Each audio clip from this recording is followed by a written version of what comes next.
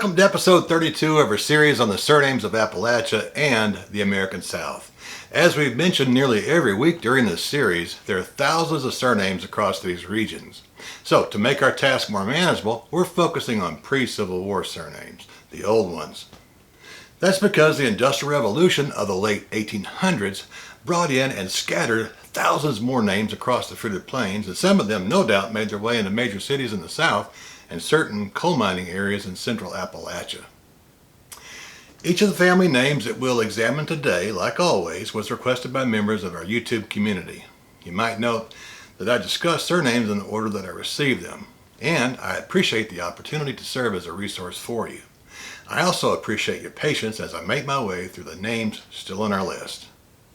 By request, I'm posting an email address to the Vantage Point in the description. So you can request a surname catalog. It contains all the surnames that we've covered up through this week, so please write and ask for one. Today on the Vantage Point we'll be talking about 8 Appalachian and Southern surnames. All of them seem to be older than the Norman Conquest. That's putting it way back in time. I hope you'll join me. Let's get started. Number 1, young or younger. As chance would have it, in episode 31 we covered the Dalton surname. In doing so, we mentioned the infamous Dalton gang. We now have the Younger surname, and it shares roots with the more common surname Young. Of course, the name Younger is famous for being one half of the James Younger gang that had southern roots and family in Tennessee and Kentucky as well as Missouri. The forms of the surname began their existence in England as another way to say junior. In America, we find the German name is sometimes anglicized into Young. In Ireland, especially Ulster and Wales, Young is common, but in Scotland, Younger is more common. George Fraser Black points out that Younger also originated on the continent in Flanders, where it was spelled Jonker. I think we're safe in calling Young an English or Anglo-German name, but Younger may well be Scottish. Number 2, Basham. Like Young, Basham is an English name, but Basham's older. It's a locative name. It was associated with the enclosure of land. It's not listed among the common sources in Ireland or Scotland, and it's not found among the common surnames in Wales. The ham on the end of the name shows its English roots. Ham is associated with the city, but it seems to have originally been connected to an enclosure of land which likely included a lord's home and village. It was also used to identify the back of the knee, but I don't see how that helps us. Basham is associated with communities in Alabama and Virginia, so I think it's easy to say that Basham is an English surname. Number 3, Head. It never fails that when I hear or read the surname Head, I'm drawn to the memory of Pat Head Summit, arguably the greatest women's basketball coach for colleges and universities in the history of the game. Born near the Kentucky state line in Clarksville, Tennessee, Pat played basketball at UT Martin. But you may not know that at 5'11" and being a gifted athlete, she earned a place on the 1976 women's Olympic team.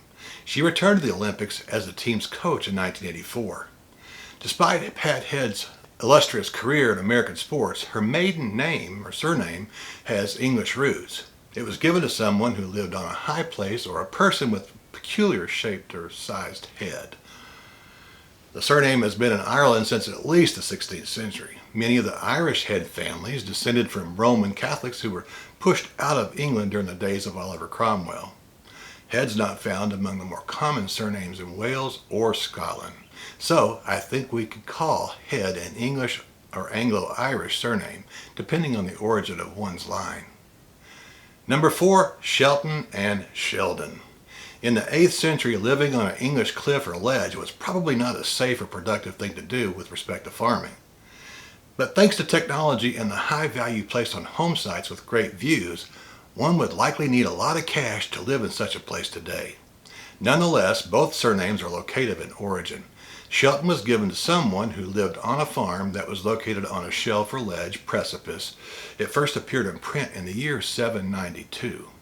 Sheldon, on the other hand, has the same ledge or cliff element, but the don on the end moves Sheldon away from the farm and onto a cliff or ledge on a hill. In Ireland, Sheldon is found among prominent Irish Catholic families. It arrived on the Emerald Isle with Colonel Dominic Sheldon, an officer in the army of Catholic James II.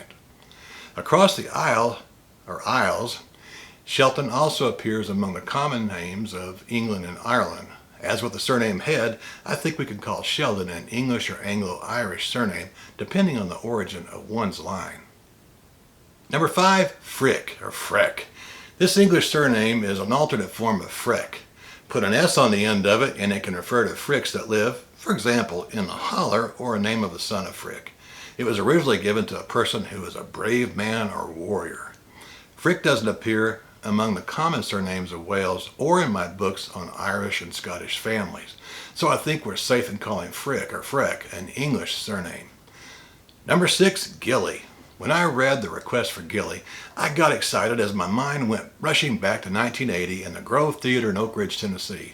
PD and I were there to watch the Urban Cowboy, the latest John Travolta and Deborah Winger movie.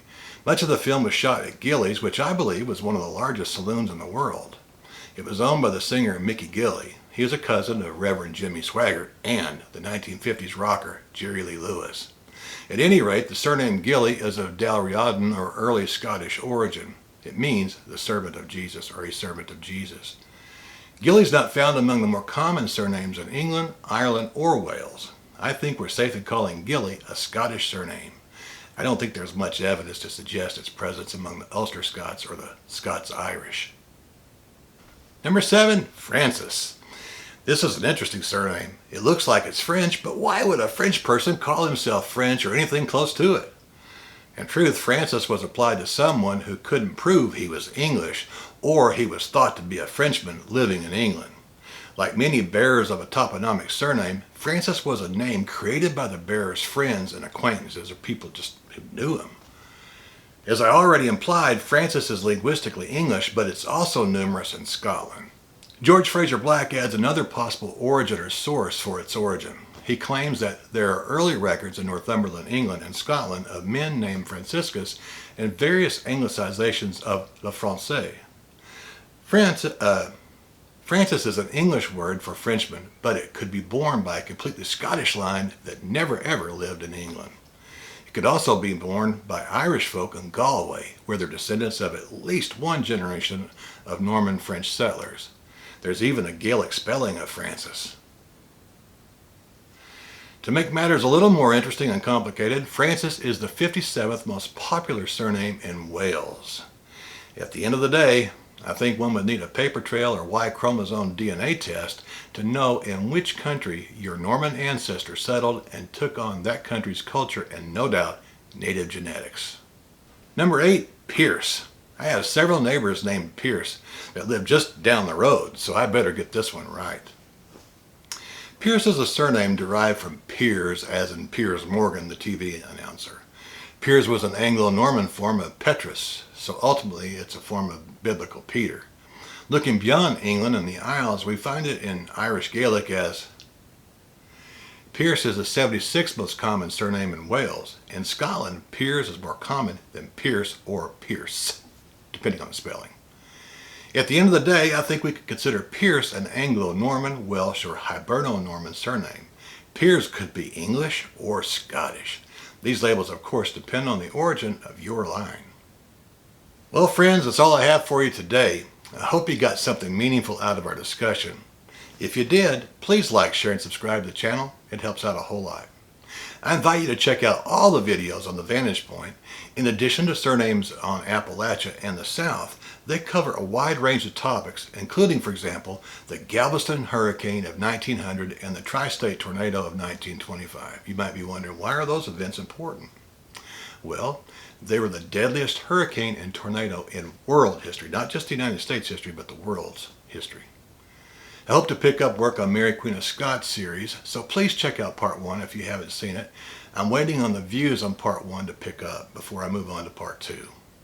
If the man warrants it, I'll be back soon with another episode on the surnames of Appalachia and the American South.